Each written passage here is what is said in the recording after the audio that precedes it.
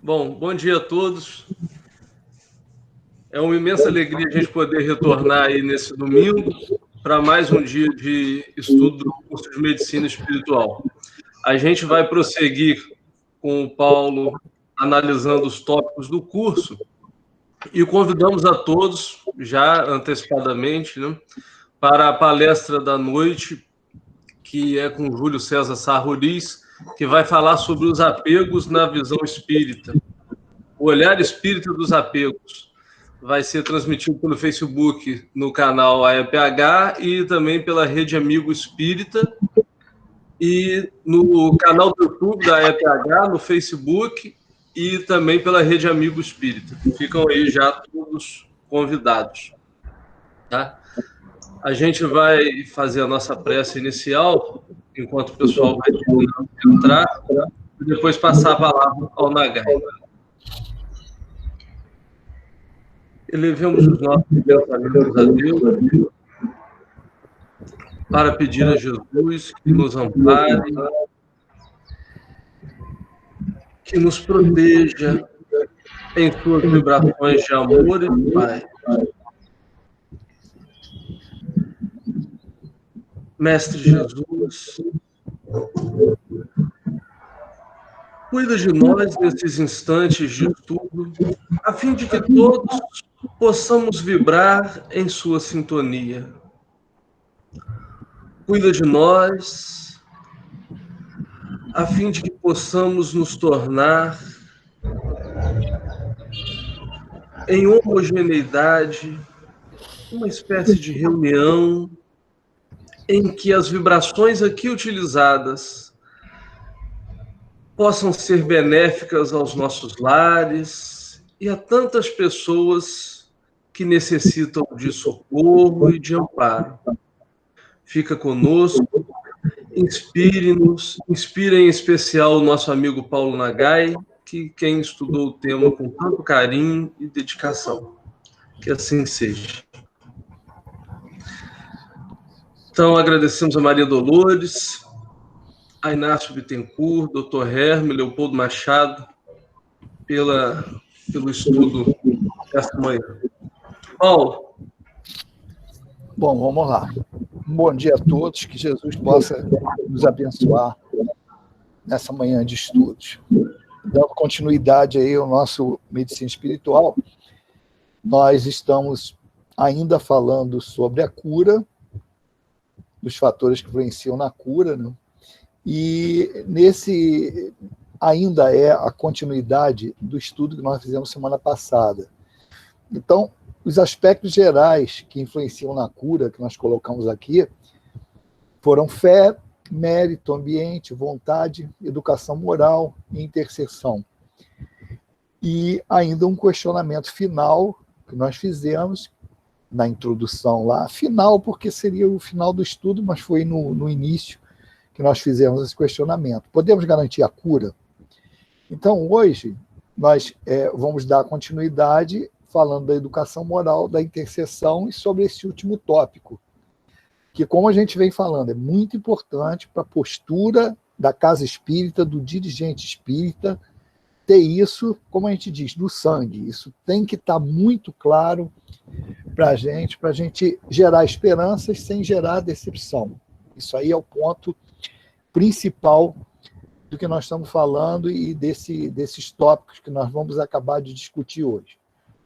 Então, nós vamos, dando continuidade, mostrar o texto que vai servir de base para nós, para falarmos sobre a intercessão.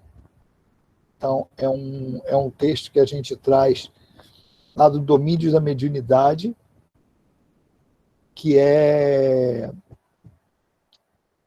fala exatamente sobre isso. Então, vamos lá. Sem a noção de responsabilidade, sem devoção à prática do bem, sem amor ao estudo e sem esforço perseverante em nosso próprio burilhamento moral, é impraticável a peregrinação libertadora para os cimos da vida. Então, aqui você já vê que André Luiz começa o texto Não, desculpa, esse é prefácio de Emmanuel. Eu falei do domínio de mediunidade, mas é o prefácio de Emmanuel. Então, Emmanuel é que fala isso para nós. Ele já coloca devoção, prática do bem, que é comportamento moral, a mudança do indivíduo, estudo e perseverança em modificação moral. Isso aqui é bom a gente entender, porque às vezes a gente fica muito naquela de, pô, só vou ter ajuda se eu for perfeito, quando eu tiver melhor. Não, o que os espíritos pedem é o esforço. Lembre lá, o verdadeiro espírita é aquele que se esforça para domar as más inclinações. Porque quando você estiver já no status lá de perfeição, já estiver com tudo no seu lugar, não é essa hora que você vai precisar dessa ajuda toda. É claro que a gente sempre precisa de ajuda, mas ajuda principalmente são os momentos em que a gente está com dificuldade. E é nesse caminho de luta que a gente se encontra, né? Então, quando ele bota essas condições aqui, você vê, não somos nós, dirigentes de casa espírita, médios, trabalhadores da doutrina espírita, é que vamos alimentar na pessoa uma cura. Nós estamos falando em cura, é total, é cura do espírito, sem que a pessoa tenha esses comportamentos. Não é de graça. Vamos lá. Aí ele continua. Cada mente com os seus raios, personalizando observações e interpretações. Quer dizer, o que eu penso, estou jogando para o mundo, estou jogando para o que está em torno de mim, e é algo meu. Isso aí vai gerar várias coisas. Conforme os raios que arremessamos, quer dizer, a qualidade desses pensamentos, ergue-se-nos-á o domicílio espiritual na onda de pensamentos a quem nossas almas se afeiçoam. Isso, em boa síntese, equivale ainda a repetir com Jesus, a cada um segundo as suas obras. É esse ponto que, às vezes, na ânsia da gente querer gerar esperança no outro, que é lícito, a gente acaba omitindo algumas coisas ou não dando ênfase a algumas coisas que você acaba gerando uma ilusão. Porque se você não traz para a pessoa, é claro que ninguém está falando aqui que uma pessoa, quando chegar em sofrimento na casa espírita, você vai despejar um monte de coisa em cima dela. Não é isso que a gente faz. A gente não aprendeu assim. O primeiro ponto é o quê? Acolher. Acolher.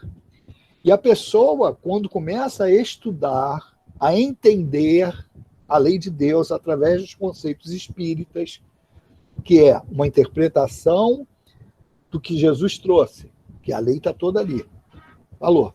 A lei, os profetas, tudo ali, ainda baseado numa citação. Fazer ao outro, amar a Deus sobre todas as coisas e o próximo como a si mesmo. Quer dizer, é comportamental aquilo ali. Mas o entendimento do mecanismo, de como isso tudo funciona, é com estudo, com aprofundamento que a gente faz da doutrina espírita. Então, ninguém está falando aqui para despejar isso na pessoa quando ela chega em sofrimento. Isso aí não se pode perder de vista, é acolhimento. Mas, no decorrer, você tem que esclarecer. E não pode jogar isso como se fosse, vem aqui que você vai ser curado. Não é isso. A pessoa tem que ir entendendo que, se ela não fizer a parte dela, não vai ter resultado. Vai ter alguma melhoria? Sempre. Ele sempre fala isso. Por quê? Porque sempre existe a misericórdia. A misericórdia vai estar presente sempre. O que puder ser atenuado, vai ser atenuado independente da pessoa. Porque isso é uma questão de caridade. É uma questão que os espíritos já fazem naturalmente, que é fazer o bem. Agora, é necessário que o indivíduo tenha esse movimento. Então, tem que estar muito claro para a gente. Acolher, atender, confortar, mas não esquecendo que o melhor conforto é o conhecimento da doutrina e da lei. Conhecereis a verdade e ela vos libertará. A gente não pode perder isso de vista. Então está muito claro nessas palavras de Emmanuel, e ele ainda fecha uma máxima de Jesus, a cada um segundo as suas obras. É a colheita e o plantio. O cara pode fazer o que quiser? Pode. O plantio é livre, mas a colheita é obrigatória. Isso aí a gente não pode perder de vista. Aí você vê A preocupação nossa é que isso aí é um ponto básico, e às vezes, quando a gente fala de medicina espiritual, a gente não leva em conta isso. A gente fala em mecanismo, fala em fluido, fala em passe, fala num monte de intervenção, e não dá ênfase ao que é mais importante, que é o quê? O burilamento moral do indivíduo, que está ligado a todas as doenças, a grande maioria das doenças. E, como consequência, vai estar ligado a quê? A cura que nós podemos proporcionar. Bom? Então, vamos seguindo aí, que a gente vai falar mais um pouco sobre a educação moral, para depois a gente fechar o bloco. Não, agora já vai para a intercessão. Então, vamos parar o bloco aqui. Eu achei que tinha um outro texto de educação moral, mas vamos abrir aí para o seguinte questionamento. Quando a gente fala de educação moral, está claro para todo mundo o que isso significa? Não é o cara virar santo de um dia para o outro, mas também não é o cara entrar na casa espírita e ficar esperando milagre sem fazer a parte que lhe cabe. Aí as pessoas vão, médiuns principalmente, vão ficar assim, estudar para quê? Mesmo que a pessoa entenda dos mecanismos todos que ela está envolvida, em termos de mediunidade, eu sou médium, olha, eu não tenho nem consciência, o espírito me toma, faz o que ele quiser lá, eu não tenho nem consciência, o trabalho ocorre.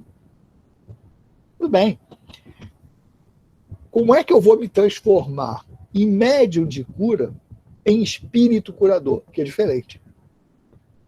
Eu hoje sou intermediário de um espírito que sabe manipular fluido, que, acima de tudo, tem condição moral para dar qualidade fluídica ao fluido dele. Isso a gente tem que pensar. Eu quero sair da função de intermediário para ser eu o produtor daquele fluido salutar. Então, isso tudo está embutido, mesmo que o cara, vamos partir do princípio, o médium conhece todas as técnicas. Ótimo, tá legal. Mas médium é um atributo do espírito só. É tipo assim, vamos falar atributo, não, é uma função que eu tenho. Eu posso ser médium nessa encarnação e, por outras circunstâncias, não ser na outra, por conta de cumprir o objetivo. E qual é o objetivo principal? É a educação moral do indivíduo, é o progresso. Então, o estudo entra não só para a técnica mediúnica, para aprender a dar passe, para entender de manipulação fluídica, mas para entender o componente moral que tem por trás disso, para me melhorar. Então, eu estudo a lei de Deus. Quando a gente fala estudar espiritismo, não é só estudar fenômeno, não é estudar mecanismo. O objetivo principal é entender como a lei funciona para me enquadrar na lei. Aí tem que lembrar dos conceitos. Por isso que a gente fala que tem que ter a base. Isso tudo está na base. A gente vai falar um negócio lá, no Livro dos Espíritos. Tu estuda lá, tudo bem. Felicidade para a doutrina espírita. Aí tu entende, posse do necessário, no que diz respeito ao mundo material. E no mundo moral, consciência tranquila, consciência de si mesmo, consciência tranquila e esperança, fé no futuro. O homem foi criado para ser feliz. Aí entra aquilo, o homem só é infeliz quando se afasta da lei de Deus. Então as pessoas têm que ir ligando os nomes às pessoas, construindo essa base para saber, olha, eu quero tanto ser feliz, eu quero tanto ter saúde, não quero ter doença, mas para acontecer isso eu tenho que fazer o quê? Seguir a lei de Deus. Então qual é o melhor caminho de seguir qualquer coisa? É conhecer o que essa coisa se propõe. Então, conhece a lei de Deus para andar dentro da lei e, como consequência, ser feliz. Por isso é o conhecer a verdade e ela vos libertará. Fala, Marcelo. Então, Paulo, é muito importante a gente refletir sobre esse aspecto da educação moral, porque muitas pessoas pensam que é um pouco de pieguismo nosso, né?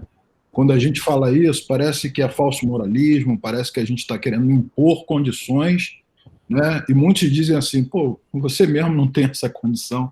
Mas é muito importante a gente pensar, há 2 semanas atrás, a gente falou de fixação fluídica.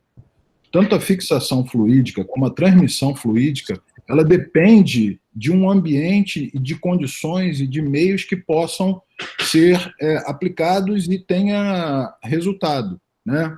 A gente não precisa ser engenheiro agrônomo para entender que uma semente em solo árido não produz resultado. Então você tem que nitrificar, você tem que adubar, você tem que preparar, você tem que ter as condições ideais para que aquilo se fixe. Então, quando a gente fala em questão de cura, em questão de tratamento, em recomposição orgânica, seja lá o que for, e a gente vai tratar fluidicamente, a gente precisa entender que, tanto para aquele que vai transmitir, quanto para aquele que vai receber, as condições para fixação e transmissão, elas são imprescindíveis. E outra coisa, você falou um negócio do pieguismo, porque quando se fala em modificação moral, até pelo vamos dizer assim, os pensamentos viciosos que a gente tem, quando a gente fala dos hábitos que a gente tem milenares, por conta das religiões que nós já passamos, que também faz parte da evolução, isso, quando eu falo isso não é crítica às religiões, eu quando falo nisso, eu sempre lembro que Emmanuel falou, ó, com todos os defeitos, o catolicismo foi que durante séculos e séculos segurou a gente, mesmo pelo medo de ir para o inferno. Mas foi o que deu uma suportada, uma segurança ali ao espírito, ainda na sua, vamos dizer assim, fase primária ali, infância espiritual, no que diz respeito a entendimento pleno da lei. Então, tudo bem. Quando se fala isso, a pessoa fica achando que é aquele negócio de ter cara de santo, né? Eu lembro, quando eu falo desse negócio, eu lembro de um cara que trabalhava comigo, ele era cético, completamente cético, mas procurava em tudo quanto é religião. E ele, não sei porque cargas d'água deixaram ele assistir uma reunião de materialização, cara, um tremendo perigo, uma pessoa com pensamento assim assistir uma reunião de materialização. E ele, no dia seguinte, falou para mim, olha o foco, a visão de quem está de fora da doutrina espírita. Ele falou que, de repente, levantou aquele pessoal, apagaram a luz. Já estou querendo me enganar. Quer dizer, o cara não sabe. Eu expliquei para ele, nesse dia eu perdi meu almoço. Ele trabalhava comigo, eu perdi meu almoço para explicar as coisas para ele, que ele tinha até condição de entender. Porque ele trabalhava com análise de cromatografia e trabalhava numa sala escura.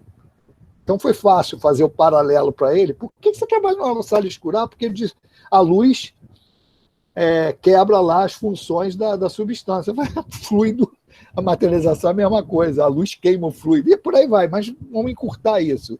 Ele observou, falou assim, não, de repente levantou umas pessoas com aquelas caras de santo. Quer dizer, o que era a concentração dos médiuns, ele estava interpretando como uma postura exterior. Então você vê, quando se fala modificação moral, não é pieguismo, não é falso moralismo, não é isso não. Para nós, na doutrina espírita, quando essa modificação moral, é bem aquilo que eu falei no início, é o esforço que se faz para domar as más inclinações. Por quê? Porque isso tudo tem a ver com o que você falou do mecanismo. É a educação do espírito. Educação. Isso aí é algo que não é de uma hora para outra, não é milagre, é um processo. Então, as minhas imperfeições nunca foram e nunca serão empecilhos de entrar no trabalho, muito pelo contrário. O trabalhador não nasce feito, alguns sim, porque já adquiriram aquilo ali, mas o que a gente fala é o seguinte, eu não vou esperar ser perfeito para entrar no trabalho, é entrar no trabalho para buscar a perfeição, porque é o trabalho que dá isso. O Altivo sempre falava para a gente, se mantém no trabalho, e ele sempre deu exemplos que vai botar aquele maluco ali para trabalhar? É esse que precisa. Quem precisa trabalhar é esse doido aí. Para quê? Para ele ter mais contato com os espíritos, para ele ser obrigado a estudar. Quando você vai fazer um estudo, tu estuda primeiro para quem? Para você. Porque tu tem que entender para passar para o outro. Então, o primeiro beneficiado somos nós. E a gente fica se enganando, achando que nós somos o rei da cocada preta, que estamos cheios de trabalho. Cheio de trabalho quer dizer, eu preciso mais do que os outros. Eu preciso mais. Então, isso é um instrumento, tanto qualquer tipo de mediunidade, seja de efeito físico, de efeito inteligente. Se eu estou ali tendo aquela oportunidade, isso é um instrumento de aprendizado para mim. Então, quando você fala isso, é o esforço que o indivíduo tem que fazer. Exatamente, não é postura externa, é algo interior. Isso vale para quem está trabalhando, doando, ou para quem está lá recebendo. Vale para todo mundo, ou seja, para o ser humano. é a busca da melhoria como espírito. Objetivo da encarnação. Olha só, o que nós estamos falando não é informação de André Luiz, de Emmanuel, mais recentes pelos livros de psicografia mais atuais, não, que vieram complementar a doutrina espírita. Isso tudo está lá na obra básica. Isso tudo Kardec e os espíritos já colocaram lá. O objetivo da encarnação, progredir. Cara, então, o que ele tem que fazer? É isso. E não ficar inventando vários subterfúgios para fugir disso. Então, o médium não pode se acomodar. O médium nem ninguém, mas a gente está falando médium por quê? O médium tem mais informações, o médium tem contato com o plano espiritual, ele é mais acessível a intuições, ele sabe, ele vê o fenômeno, ele participa. Então, ele teria, teoricamente, mais condições de proceder essa transformação.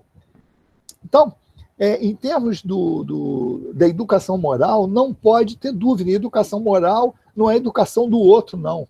É autoeducação, porque às vezes a gente toma para si esse bastão, né? Não, eu vou educar moralmente o mundo. Nada disso. Isso é um negócio que começa com a gente. Se você não tem, tu não pode dar. Isso aí é um negócio, porque uma coisa é você informar. Informar uma coisa, é o que a gente faz. Nós estamos estudando. Mas nem sempre a informação que eu passo está andando passo a passo, lado a lado, com o que eu consigo fazer em termos de comportamento. Isso tem que ficar claro. Isso é hipocrisia? Não, é hipocrisia se eu estiver fazendo assim, para enganar os outros. Mas isso é uma condição normal, que eu sempre busco xará Paulo quando ele fala, por que eu faço o que não quero, o que eu sei que eu tenho que fazer, o que eu quero fazer, eu não consigo. É a diferença entre o conhecimento, que é a primeira etapa, são passos que tem que ter.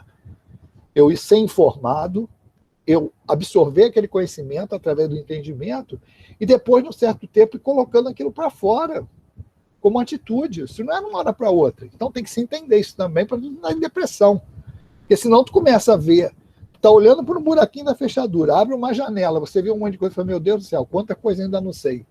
Mas isso tem que servir de estímulo e não de depressão. Fala assim, não, mas estou no caminho. Que nem aquele jargão, que a gente que trabalha em desobsessão, principalmente lá no Leon Denis, já escutou isso pelo menos 20 vezes. Que o espírito chega lá, mas quem é você? Falo, tudo bem, tem todos os efeitos, mas pelo menos eu já escolhi o caminho. Eu já estou do lado certo. Porque os espíritos falam isso. Tipo, tem espírito que ficou lá na casa para ser atendido, porque, peraí, cara, se eu quero ficar assim, mas não é pelo que tu está falando para mim, não. É porque se der um jeito em você, que eu te conheço, olha só, vai dar em mim também. Eu quero isso para mim. Então, olha só as coisas que são naturais, cara. Faz parte do processo de aprendizado. Agora, se você quiser pousar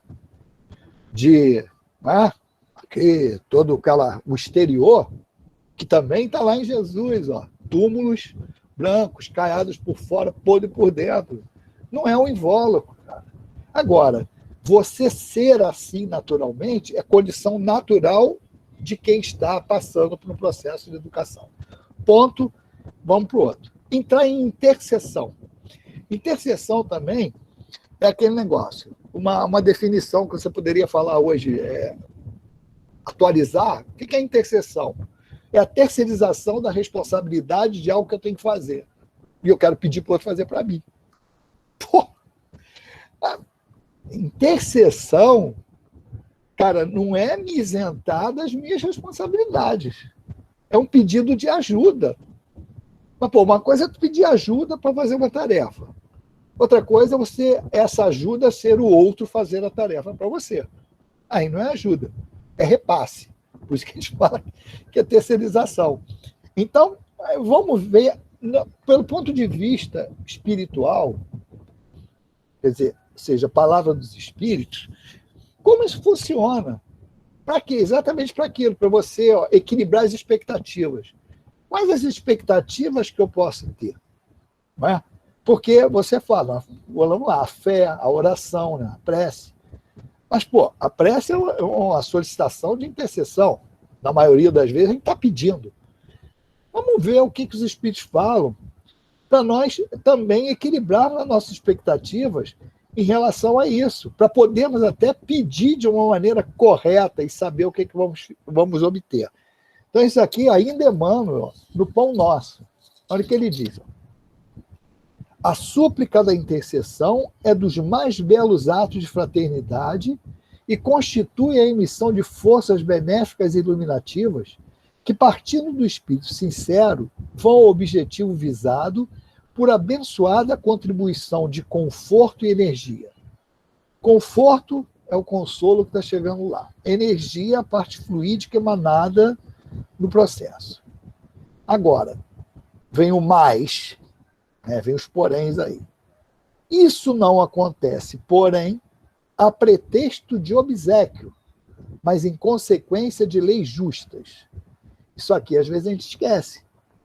Qual o limite disso? A justiça da lei. Mais uma vez está aqui, justiça da lei. É em consequência da justiça da lei. Nada vai acontecer fora da lei. O homem estará a crer na influenciação das ondas invisíveis do pensamento. Perfeito. Sabemos disso hoje bem. Contudo, o espaço que o cerca está cheio de sons que os seus ouvidos materiais registram. Só admite o auxílio tangível, no entanto, na própria natureza física. Vê-se árvores veneradas que protegem e conservam ervas e arbustos, a lhes receberem as bênçãos da vida, sem lhes tocarem jamais as raízes e os troncos. Não olvideis os bens da intercessão. Isso aí é algo, tipo, vamos dar esperança. Não pode descrer disso, que vai ter intercessão. Mas isso aqui a gente lembra. Não, com certeza eu acredito que tem intercessão. Mas a gente esquece no que está aqui em cima, em consequência de leis justas. Não é um favor. Não é um favor. É lei justa. Isso quer dizer o quê? Isso aí quer dizer para a gente, nada vai acontecer fora da lei, e é a questão que os espíritos sempre falam, merecimento. Mas, às vezes, a gente vê como a gente traduz essa palavra merecimento quando a gente escuta em relação a gente. Não, eu mereço, eu trabalho na doutrina espírita, eu me esforço. Não, o merecimento olha só, tem cabimento dentro do que está programado para você? É sempre referência à lei. E o merece é aqui, é adequado? É adequado? Porque às vezes não é adequado me livrar de um fardo. Por quê? Porque eu só completo o processo educativo se carregar aquele fardo até onde eu tenho que carregar. A hora que ele tiver que ser aliviado, ele vai se aliviar. Na hora de alguém chegar lá e me tirar um pouco de peso ali, vai tirar. Isso tudo, intercessão, misericórdia, isso funciona assim. Agora, eu não posso estar esperando que aquilo ali tudo ocorra, por favor, pelos meus lindos olhos que o cara pode fazer. Não, vou pedir, eu estou orando, eu rezo todo dia, eu creio. Tudo bem, isso faz parte, mas não é o principal móvel, porque tem que olhar, a doutrina espírita é muito clara, ela tem contraponto. Só que, geralmente, a gente quer olhar só o ponto que nos favorece. Então, a gente vê ali, não, a intercessão, pode pedir, tu pode pedir, vai ter. Mas esquece que aquele negócio está lá, o porém, dentro de leis justas. E a justiça tem a ver com isso. Para a gente fechar esse bloco, vamos trazer um texto de Bezerra de Menezes, fica bem claro isso aí, e com aval de Bezerra de Menezes, né? Também é aquele negócio. São textos que a gente traz para estudo, exatamente para quê? Para não ficar dúvida que é achismo, para não ficar dúvida que é personalismo, que é interpretação do fulano, que está dando essa... Não, vamos trazer o texto que mostra claramente isso. Não tem como você desviar do que é a realidade que a doutrina espírita coloca. Então, é lá do livro Taça de Luz, e Bezerra Menezes diz o seguinte, não adianta o auxílio do plano superior quando o homem não se preocupa em retê-lo. Mais uma vez aí, problema aí que nós colocamos da retenção, no outro estudo, o Marcelo relembrou hoje aí de novo. Você recebe Mas se você não mantém a vibração, a faixa vibratória, para reter aquilo tudo, meu amigo, não vai ficar.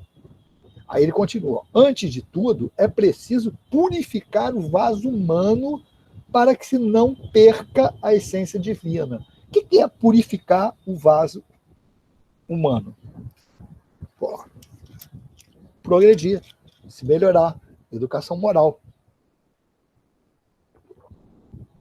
Isso aqui é bem claro. Por quê? Porque senão aquilo que você recebeu, meu amigo, você vai perder. E aí o mecanismo envolvido nisso, que a gente vai começar a estudar nos outros módulos, quer ver o mecanismo, é exatamente a sintonia, a minha faixa vibratória. Não adianta eu ter cara de santo e ter pacto com o demônio nas minhas atitudes. Eu não vou reter isso, porque simplesmente seria contra a lei. Não tem afinidade fluídica para recolher e reter aquilo ali. Então ele continua para fechar o raciocínio. Não basta suplicar a intercessão dos bons.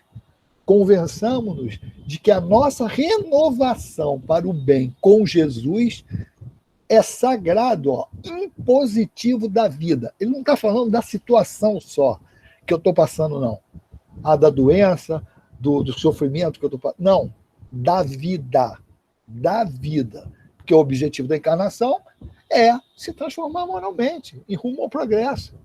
Com Jesus, ainda dá o quê? O modelo, que a doutrina espírita fala, o modelo, vide Jesus, é esse aqui, esse é o cara. Os conceitos são dele, falei deles, dele. E, infelizmente, hoje, mesmo dentro do movimento espírita, existem pessoas que, em detrimento dos ensinamentos de Jesus, eles vão pegar ensinamentos de filósofos.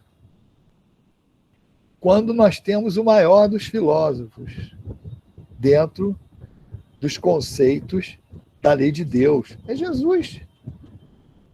Então, os conceitos dele são superiores a qualquer outro, de qualquer encarnado ou desencarnado que tenha passado ou não pela Terra, amigo. É o nosso modelo. E ele fecha. Não basta restaurar simplesmente o corpo físico. Isso é o quê? Estabilidade orgânica. É inadiável o dever de buscarmos a cura espiritual para a vida eterna.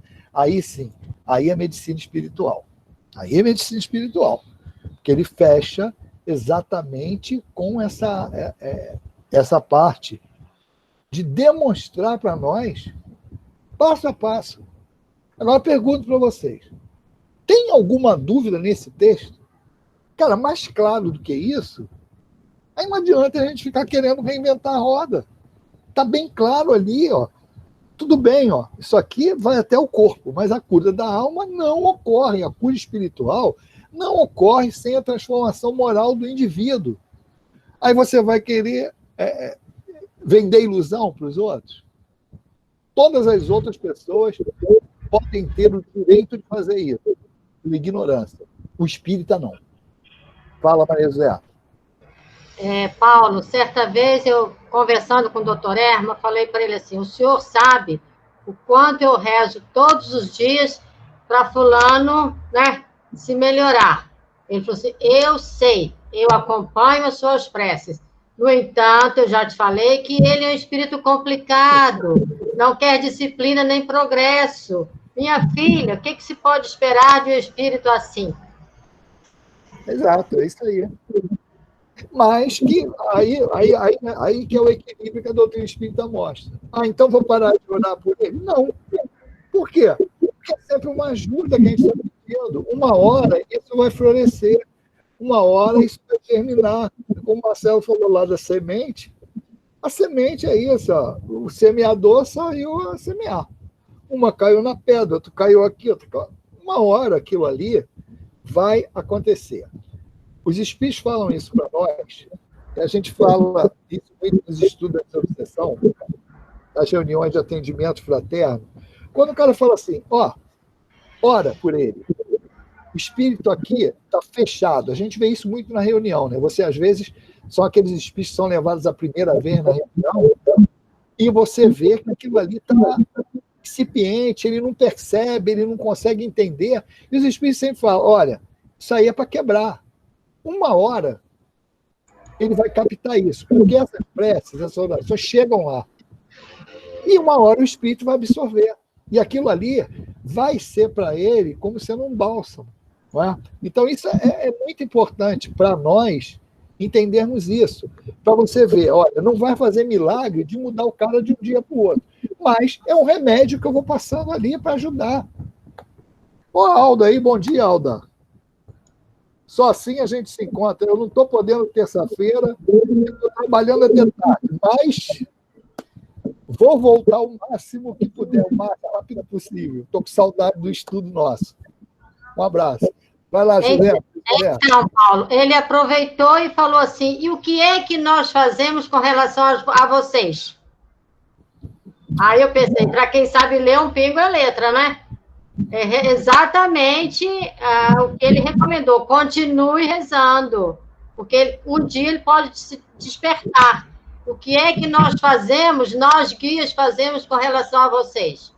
Isso. Exatamente isso, né? E que a gente, esse trabalho do GEPELM, do Divulgação Externa, lá, Leopoldo Machado, o Rafael já escutou a gente falar isso também, porque às vezes a gente conversa desses trabalhos que se faz, e quem vê muito assim, vai em muitas casas, em diversos lugares diferentes, a gente percebe isso. E o plano espiritual tem um cuidado danado para falar com a gente, porque, acho que eu já até contei isso aqui, mas é bom sempre relembrar. Que tu vai, assim, aí tem um trabalho de 5 anos, de 10 anos, e a gente reclama, pô, a gente vai lá naquele centro não sei quanto tempo, e tá a mesma coisa. Uma vez os espíritos, a gente tinha uma reunião, terça-feira, em Pains, toda terça-feira tinha um culto. Marcelo lembra disso também, mas José já participou também. Os espíritos incorporou, não lembro qual espírito que incorporou, e falou assim, vocês têm que pensar o seguinte, esquece isso, a obrigação de vocês é fazer o trabalho. Quando vai florescer, não é problema mais de vocês. Tem o tempo. E aí é isso, eu lembrei, porque é isso que a Maria José falou. Os espíritos fazem isso com a gente. Eles esperam, a gente já parou para pensar quanto tempo eles estão esperando que nós peguemos a charrua para começar a trabalhar, cara. Olha só, eles têm maior paciência com a gente. Apoiam a gente, apesar dos nossos defeitos, apesar de todos os problemas que a gente tem. E nós estamos aí sendo amparados por eles, né? Então é muito assim, a gente tem que ter a mesma paciência que eles têm com a gente, que com os outros.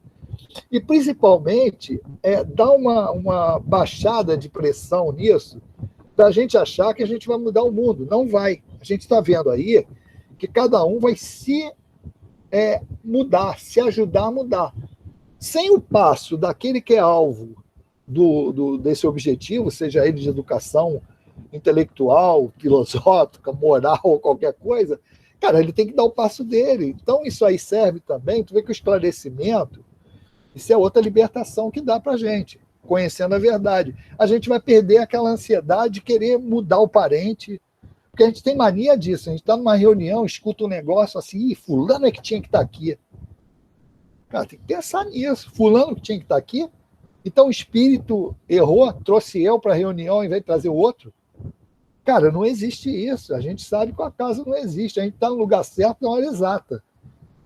Então, os espíritos... tudo bem, pode ser que eles não tenham conseguido trazer outra pessoa? Pode, mas, toda vez a gente fala isso, era o outro que tinha que escutar, mas quem está escutando sou eu. Então, alguma coisa está errada. Alguma coisa está errada. Eu tenho que estar ali e tenho que estar escutando. Então, essa finalização aqui de Bezerra de Menezes, colocando para nós a casa na casa da intercessão, isso é muito importante para esse entendimento. Sempre é bom fazer. Igual aquele negócio, prece, caldo de galinha e chá não faz mal para ninguém. Então vai.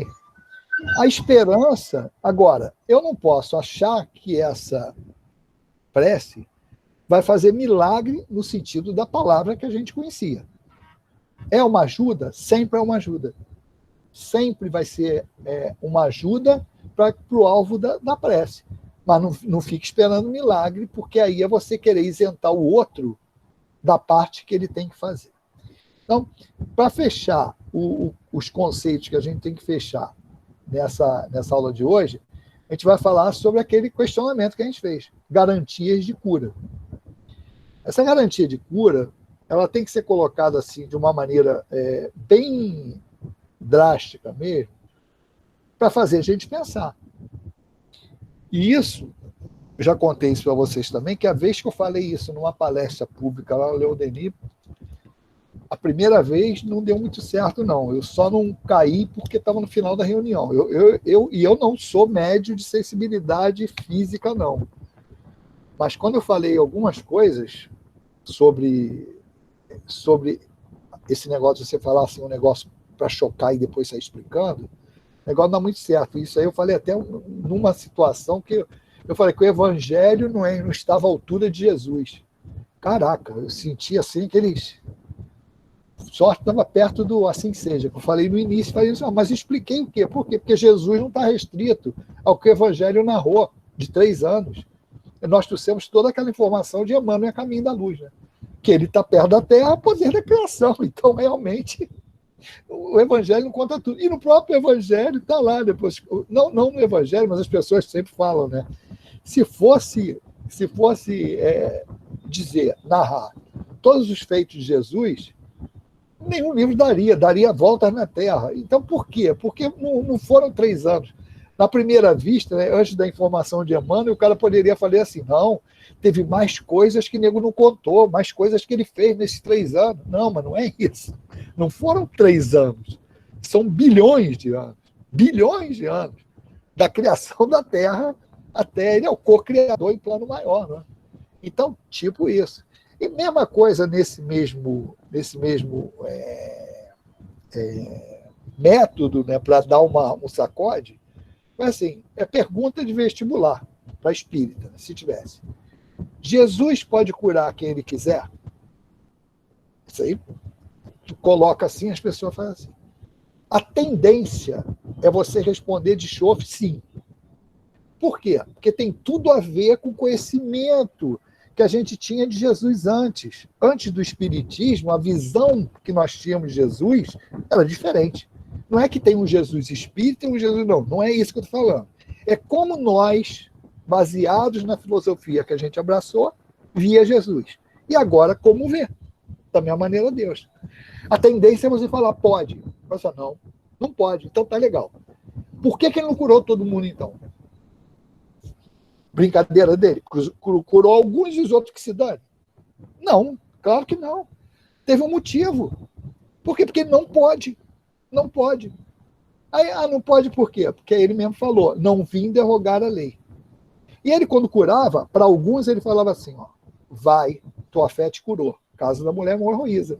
Que era nítido ali que ela passou pelo processo educativo que tinha que passar, a ponto dela, ao se aproximar, ela puxar o fluido que ela necessitava, por afinidade, questão de sintonia ali, para ela curar e completar aquele processo.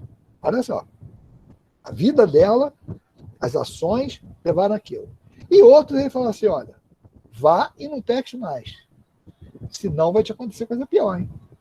Não era ameaça, não.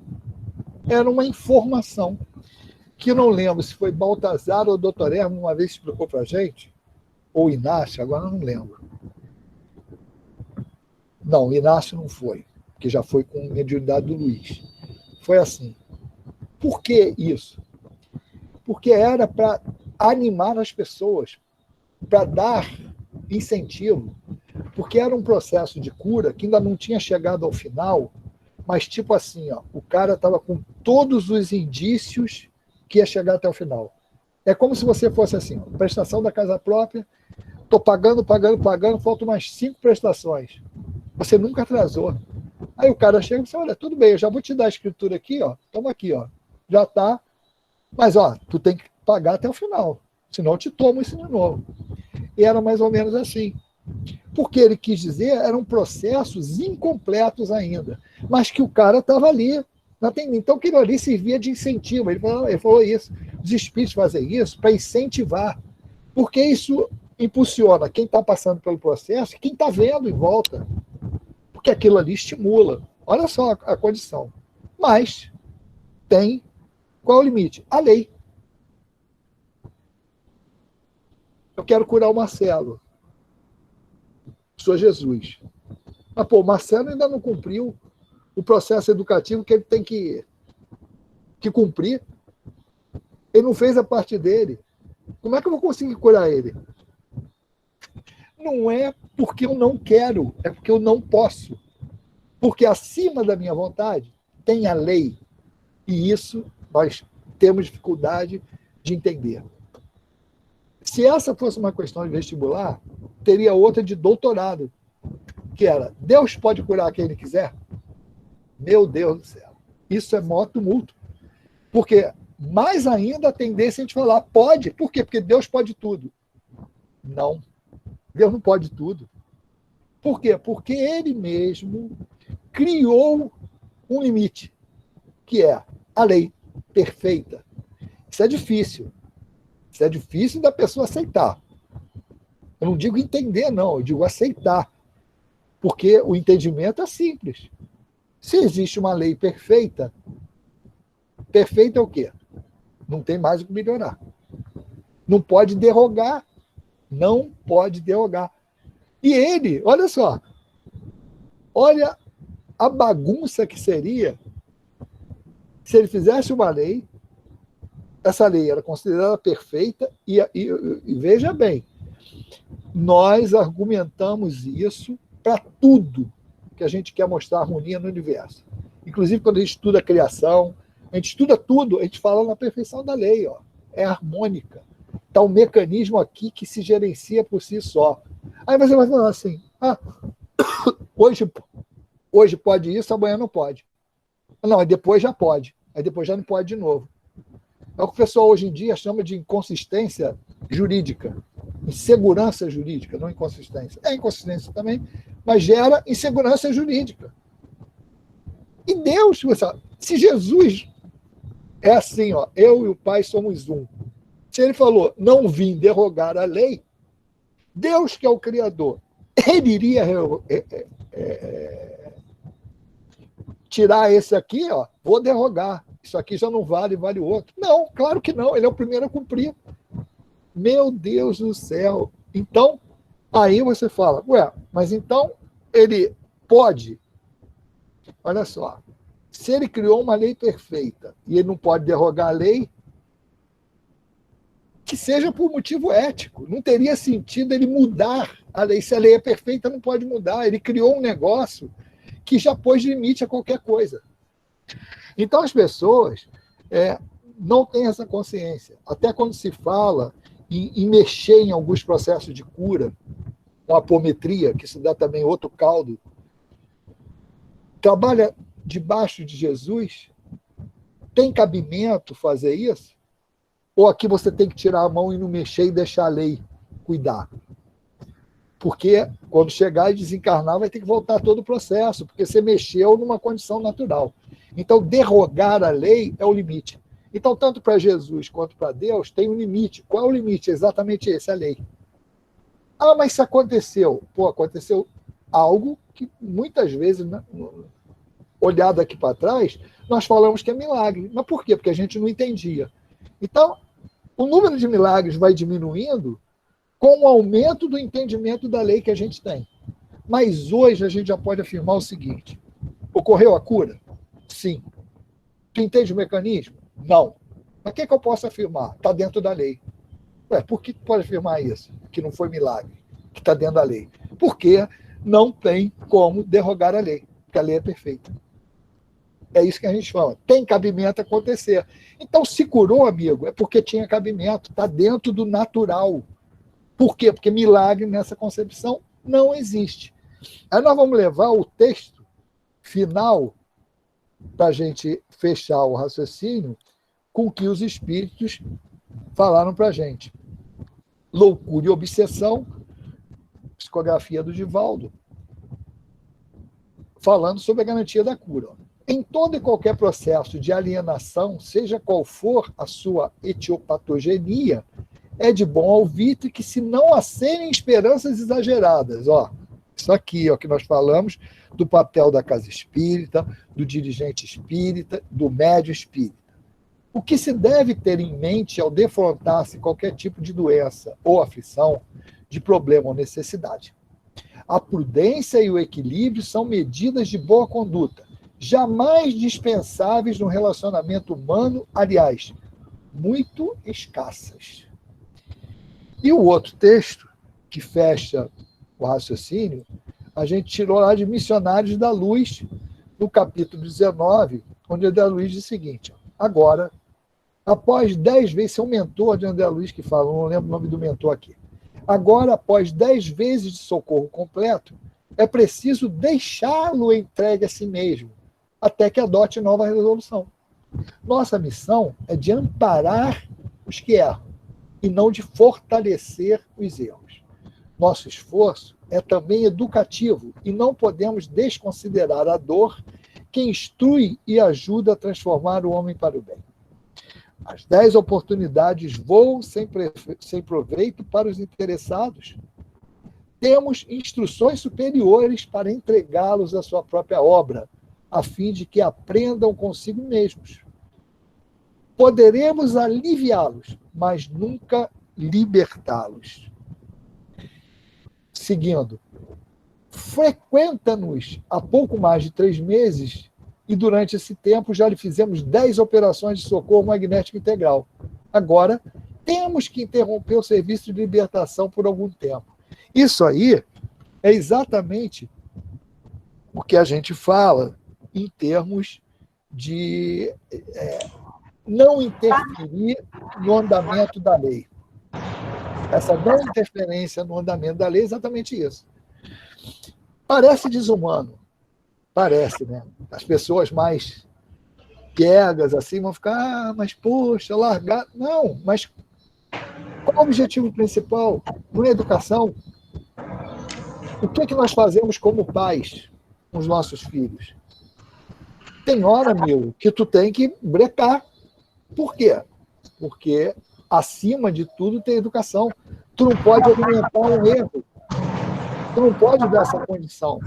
E esse pedido de não interferência é porque, nesse caso aí, pode interferir, porque o processo que a gente vai estudar de cura, de coisas que estão no corpo físico e estão vindo do corpo espiritual, quando está expurgando, aquilo ali é um processo que vai fazer ele se dissolver naturalmente. Mas que se você for no corpo espiritual e mudar alguma coisa, você está interferindo no caminho normal. Então, se você tira dali, não vai aparecer no corpo, beleza. Você trabalhou, o cara passa aquela encarnação sem aquilo ali, porque ele mexeu lá no corpo espiritual. Desencarna.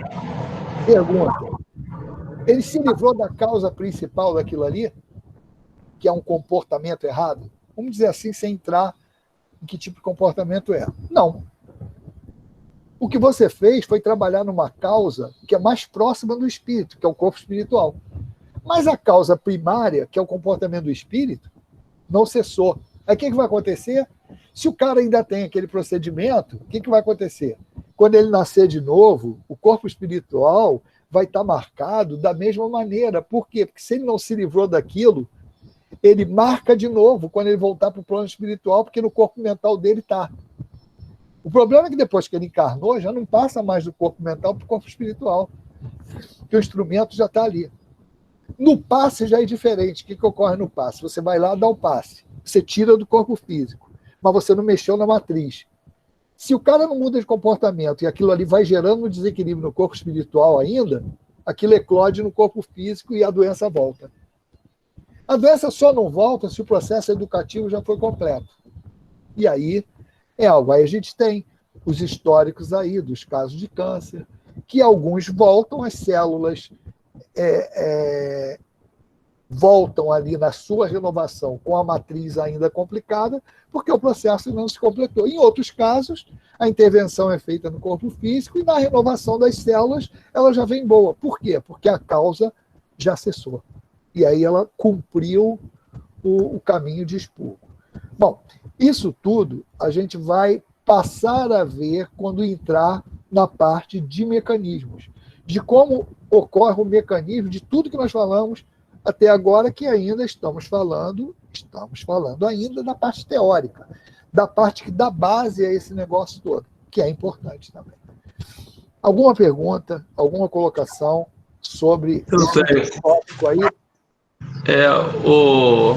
Ô Paulo, quando você fala a questão da lei, a gente vê ali no André Luiz, então, permite inferir o seguinte, que se é um espírito que não tem conhecimento, ele dá uma carga magnética além do que precisa e mantém o cara alimentando aquele comportamento dele. Tipo assim, eu erro, venho aqui e peço perdão. Eu erro, tomo passe. É tipo a quarta-feira de cinzas, que você vai lá, brinca o carnaval todo, depois passa cinza e vamos embora que a vida continua. E uma coisa que é interessante dentro disso daí é o seguinte, quando você fala da matriz,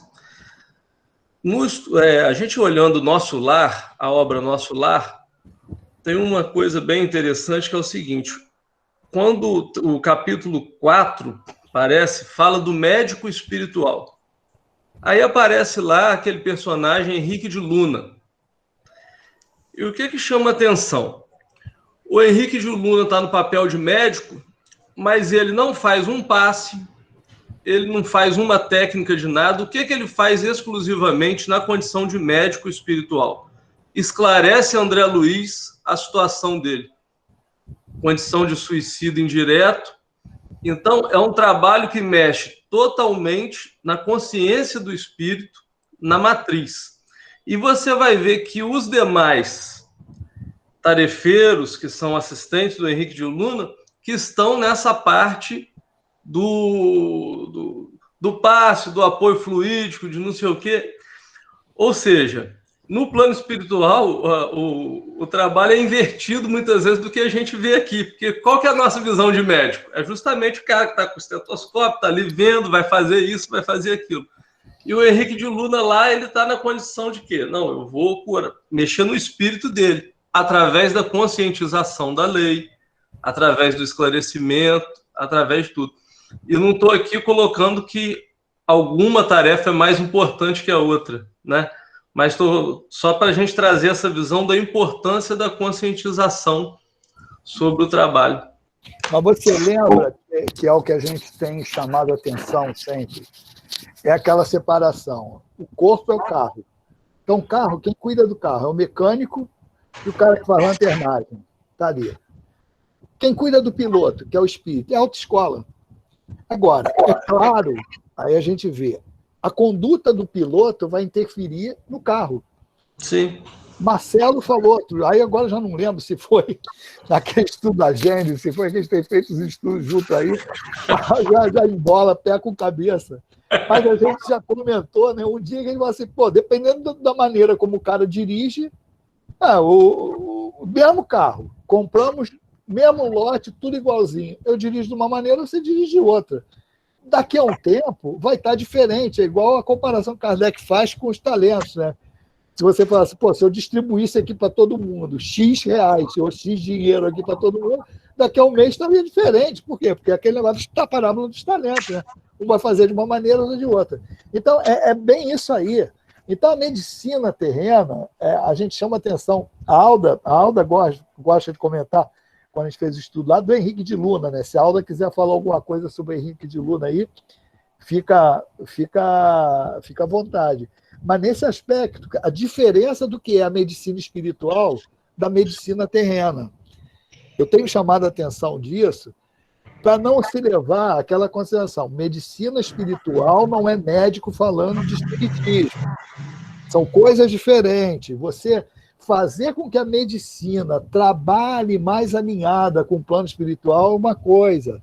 Falar de medicina espiritual é outra. O exemplo que a gente tem é exatamente em André Luiz, quando ele chega lá, e Narcisa fala para ele, meu amigo, você é formado lá naquele diploma da medicina terrena, é como se assim, você é mecânico e lanterneiro.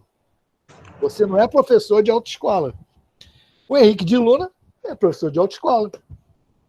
Então, uma coisa não vamos dizer assim, elimina a outra. Aí a gente vai lembrar, o pessoal lá do Leon Denis que está acompanhando aí, que a gente vê aquela máxima de Inácio Bittencourt, logo que a gente bota no início da apostila, né? Ele fala assim, ó, a medicina espiritual não veio para acabar com a medicina terrena, porque uma vai cuidar do corpo e outra vai cuidar da alma. Essa visão que fica bem clara. Medicina espiritual, ela trata primordialmente da modificação moral do espírito. Jesus foi chamado de médico das almas, não médico do corpo. O corpo vai ser decorrência. Inácio fala isso para a gente. Ó. Se é o espírito que fica doente, quem é que precisa ser curado primeiro? Ele mesmo responde, é o espírito, não é o corpo. O corpo é consequência. Agora, tu tem que cuidar do carro para que o espírito possa, o piloto tenha um instrumento para dirigir, para andar. Aí vem aquele conceito de estabilidade orgânica, que é o carro em condições de andar, e a modificação, a cura final, que é a instrução, a educação do piloto, que é o espírito. Quer colocar alguma coisa aí, Alda? Sobre o Henrique de Luna, sobre essas condições? Tá sem som. Microfone, Alda. O microfone não está funcionando. O microfone. Agora acho que tá, vai. Não. Tá não. Tá não. Tem que clicar. Aldo, tem que clicar aí. Você tem que clicar aí no meio para poder habilitar seu microfone. Você não consegue habilitar, não, né? Não, eu não. É que às vezes pelo celular o aplicativo ele não responde. Ele não deixa. O Newton queria fazer uma pergunta, parece. Não faz. Ô, Alda, a gente não está te escutando, então deixa para outra vez. Acho que celular não marca. Cadê ele aí? Bom, Fala, Newton.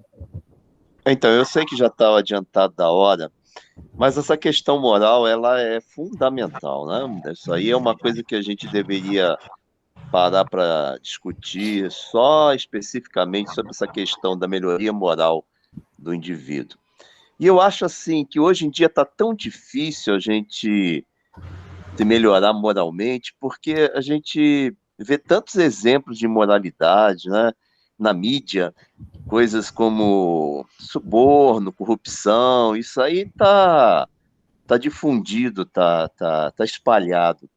Então, a minha pergunta é a seguinte: dentro dessa situação, como é que o espírita vai reagir e aonde que ele vai encontrar condições para se contrapor a essa onda enorme que vai levando todo mundo para um buraco só, né? Que é o da imoralidade, da falta de conceitos morais. Eu lembro que antigamente, dentro das famílias, as pessoas tinham muita preocupação em passar conceitos morais. Hoje eu acho que a preocupação está mais no dia a dia, nas questões materiais. Quer dizer, como é que a gente vai fazer? Olha, é luta. Isso aí, ó, nós estamos no planeta de provas e expiações. A gente sempre coloca, isso aí, ó, ele é muito complexo para resolver por conta do como eu vou operacionalizar, mas é muito fácil de explicar. Escolhas. Nós sempre temos escolhas, caímos em uma escolha. Ou cumpro a lei de Deus, geralmente é assim, ou tenho uma ação, ou faço isso ou aquilo. A opção A, uma das opções, vai me levar a cumprimento da lei de Deus. E a outra vai eu ter benefício próprio. Geralmente eu escolho a que eu vou ter benefício mais palpável e agora, geralmente contra a lei. E cada escolha que eu faço dentro da lei, ela tem uma consequência. E essa consequência desse status quo que você colocou aí hoje é prejuízo para a gente. Mas é uma escolha que eu tenho que fazer. A maioria de nós, se a gente for falar, ó, do lado profissional ou lado comercial, porque eu posso ter eu ser o empregado ou ser empregador. Eu tenho coisas que a lei me impõe, que o funcionamento do mercado impõe, que ou eu faço ou estou fora.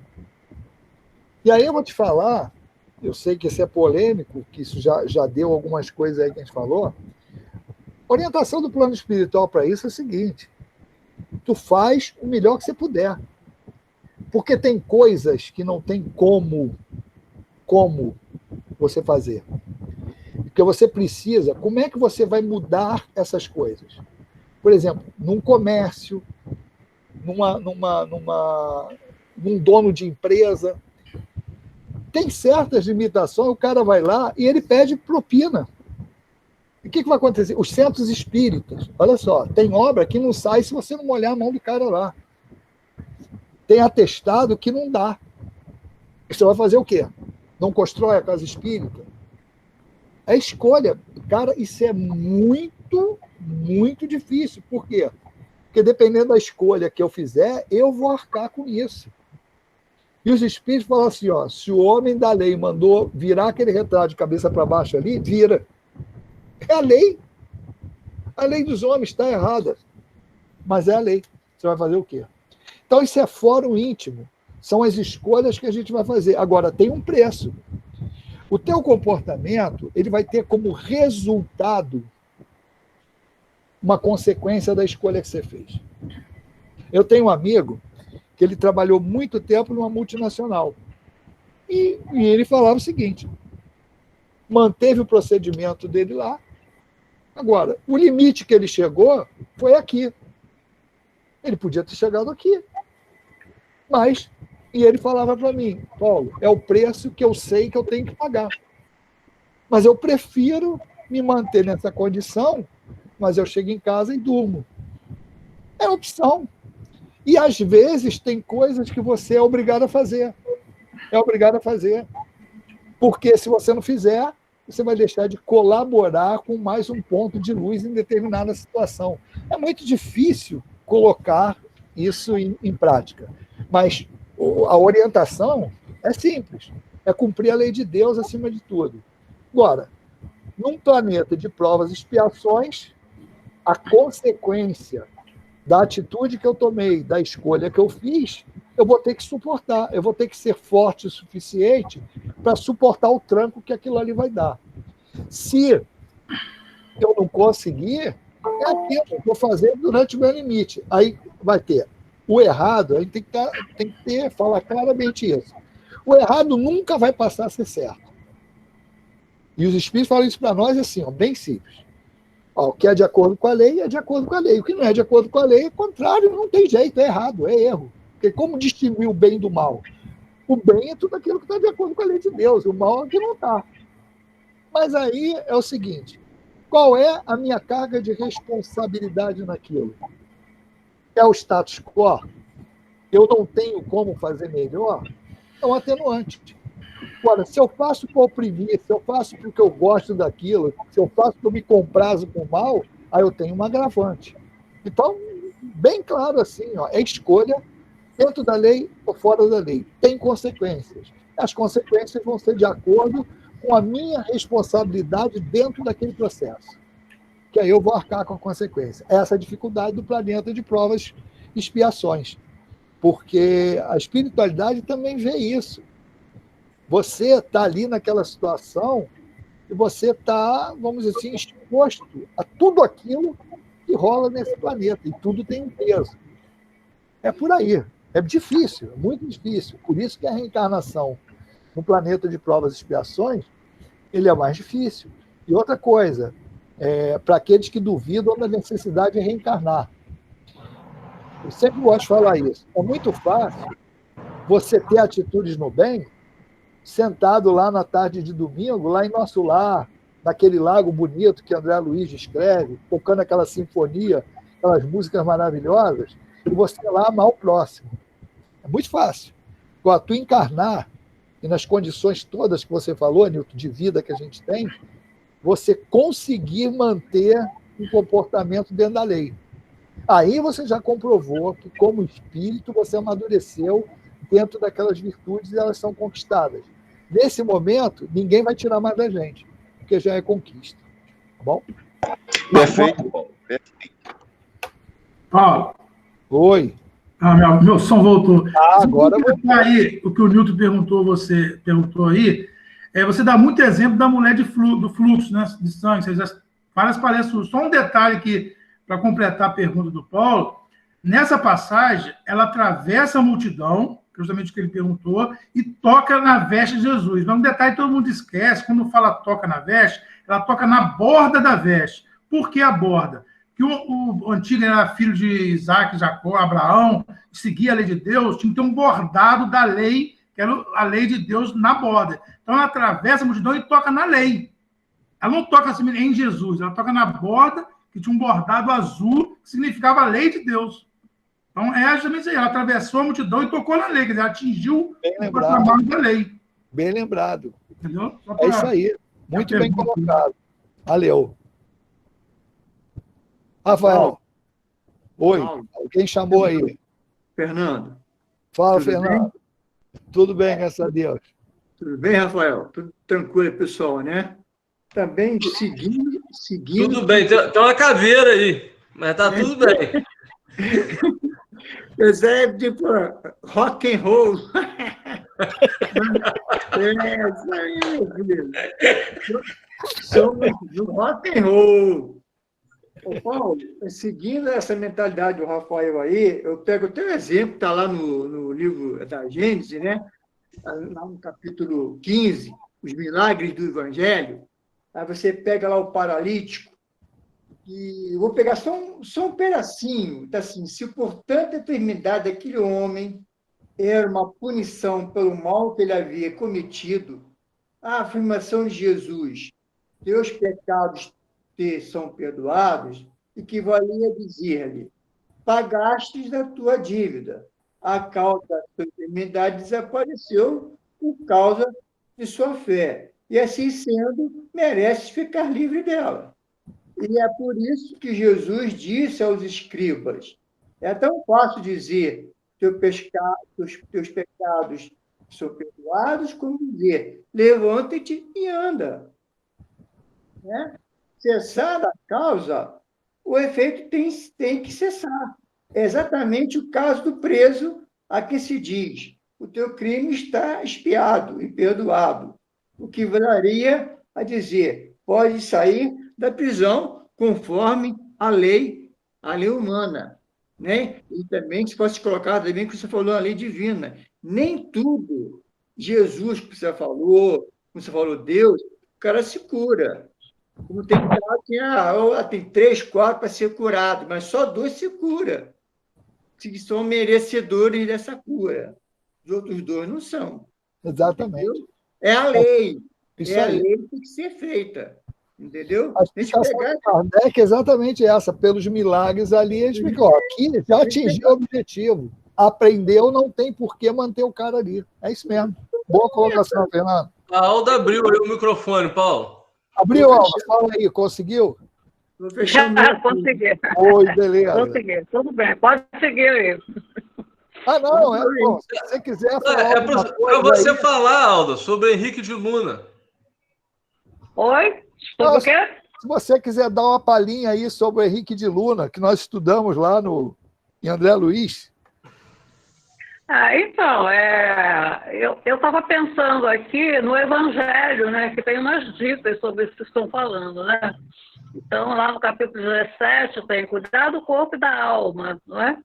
Então, é você fazer uma rotina, né, de cuidados com o seu corpo, principalmente com vista na alimentação. Agora a gente tem toda essa importância da higiene, não é? E também do pensamento, não é? E como o companheiro estava falando agora, acho que era o Newton, não é? Eu lembrei também no Evangelho sobre o homem no mundo, não é? Então a gente tem que, como a gente é habitante de provas e expiações, não é? E a gente está no mundo, vivendo nesse mundo, né? Realmente a gente está sujeito a essas tentações, não é? Da ambiência. Então, mas no dia a dia, né? A cada dia, a gente vai estabelecendo normas para nós mesmos, não é? A gente não fugir daquilo que é o nosso parâmetro de lei, de certo, de errado, né? Com relação à moral, com relação até mesmo no cuidar do corpo, né? Para a gente não chegar como André Luiz lá, como suicida. Exatamente. Tá bom. Beleza, Alda, valeu, obrigado.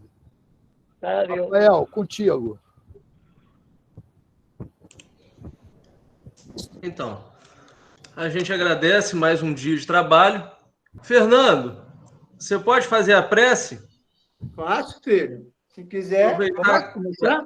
Primeira vez que nós vamos ter uma caveira fazendo prece para converter a caveira. Mas nosso caminho é uma caveira hoje em dia, pô. Fica o quê? Fica só a caveira na parte material. Só se você for prece do incinerado. desencarnado. Então. Fica só, né? Só se for incinerado, fica só a caveira. É isso. Faz a prece para a gente, por favor. Vou fazer. Então, vamos agradecer primeiramente ao Paulo, né? Vamos agradecer ao nosso Mestre Jesus, ao nosso Pai Criador, aos nossos mentores, ao Frei Luiz, a Meimei, principalmente Leon Denis, a todos os irmãos superiores de luz que estavam nesse cursinho, né? Que o nosso amigo Paulo está fazendo, junto conosco, nos abençoando, nos trazendo as suas instruções, a sua sabedoria também, né? Que ele nos ilumine e que esses ensinamentos nos sigam, né? Para nós elevarmos espiritualmente e principalmente moralmente. Trazer a cada um de nós esse ensino, um caminho de luz, um caminho de elevação, cada vez mais crescendo em espírito e em a parte moral. E que Deus ilumine a todos, que todos tenham um bom domingo e que Jesus abençoe a todos nós. Que assim seja, graças a Deus. Obrigado, Senhor. A caveira agradece. Assim seja. Boa tarde a todos, amigos. Boa tarde, Boa gente. tarde, Zé. Tchau, tchau. Valeu, Marcelo. Alda, Oi, valeu. Martinha. Alda, tá bom, Feliz Alda? aniversário, Paulão. Obrigado. Paulo, filho. Tchau. Parabéns, Cartão Paulo. vitalício na mão, hein? Cuidado, hein? Parabéns, Valeu. Paulo, pelo seu aniversário. Obrigado a todos.